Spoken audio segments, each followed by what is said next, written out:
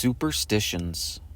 What is it in our human nature that makes us afraid of some objects or rituals, while at the same time we believe others to bring good luck and fortune? Today, let's take a look at what it means to be superstitious and how these beliefs were shaped.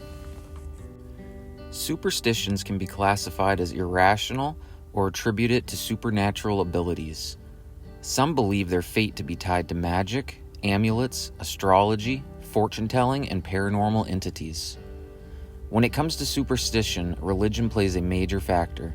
Many of these beliefs were founded upon religion. Also, any religion practiced outside of the mainstream may in itself be labeled a superstition. Many experts on this topic describe superstition as something that goes against scientific knowledge. People who adhere to superstitions use them as a way to understand the physical world. Whether accurate or not, the world we live in can be a very confusing place, full of contradictions.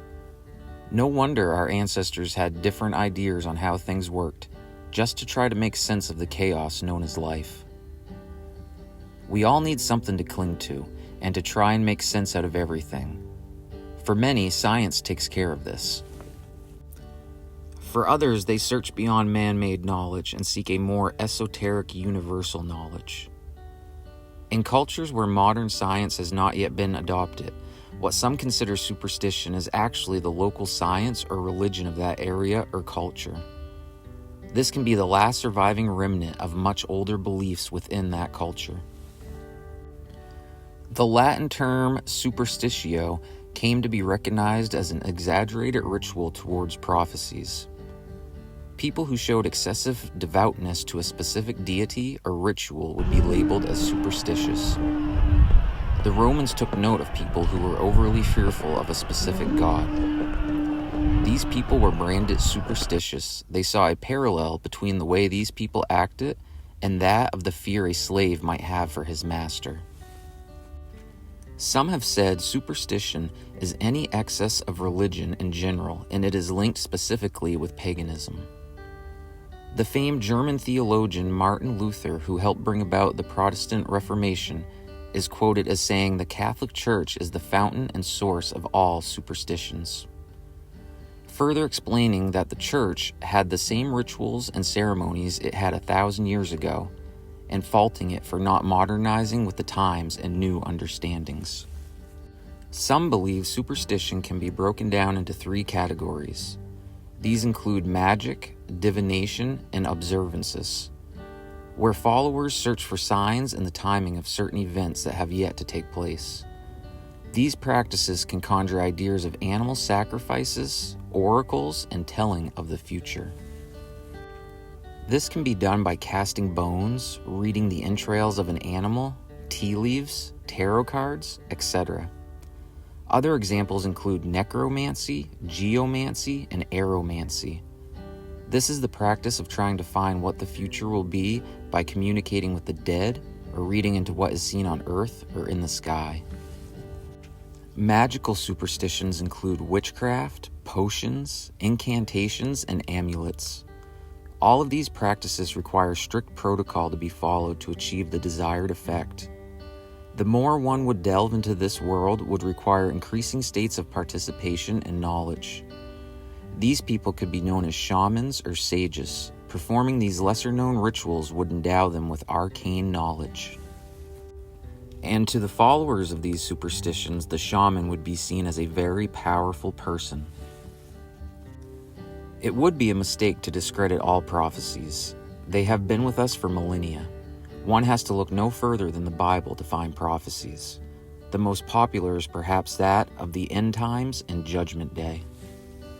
Superstition and folklore also go hand in hand. These specific beliefs are usually associated with where you come from geographically and can vary from culture to culture. Interestingly, the Romans charged the early Christians of being superstitious. Then in turn, the Christians charged the pagans as being superstitious. Both sides point to their specific belief and fear in their respective gods. This sounds like an ancient form of finger-pointing, friends arguing over who saw the pretty girl first or whose wine tastes better. Basically, it boils down to wanting a specific action to happen in your life. Say you go to the same vending machine every day. Every day you put $1 in and receive the same soft drink. Then one day, as you perform the same ritual, you're humming the melody of your favorite song, but this time you receive 2 soft drinks. Your mind will tell you the outcome changed because you were humming your favorite song. Because of this, you would have the superstitious belief that the reason you were blessed with 2 soft drinks instead of 1 had to be because you were humming your favorite song. Whether accurate or not, this played out in real life, and now the idea is implanted in your mind. Take this idea and multiply it for the masses and the specific idea or outcome they're trying to achieve, and you have the essence of superstition. At the end of the day, these long-held beliefs are rooted in coincidence and cultural tradition rather than logic and facts. When unlikely events happen, it can be hard to explain them, and superstition can be used as a mechanism for explanation. One example can be that of the Boston Red Sox and the curse of the Great Bambino. The Red Sox went 86 years without winning a championship. Having won titles in the past and usually having a good team, how else could this be explained? Well, because Babe Ruth was traded off to the Yankees, and they did nothing but win, while Boston did nothing but lose. Locally, the idea of a curse began to form. Whether true or not, this superstition was held by millions of fans until 2004, when the dry spell for the Red Sox finally ended. Superstitions are found in our everyday life. You just have to look for them. Most forms of gambling and sports activities have numerous rituals or good luck charms that are used. The behavior of consumers can't escape superstitions either. It has been estimated that between $700 and $800 million are lost every Friday the 13th because people refuse to travel, purchase major items, or conduct business due to the belief that it would be unlucky to do so. Popular superstitions typically revolve around animals, numbers, objects, and actions. So today we looked at an introduction to superstition, what it means and how it came about historically.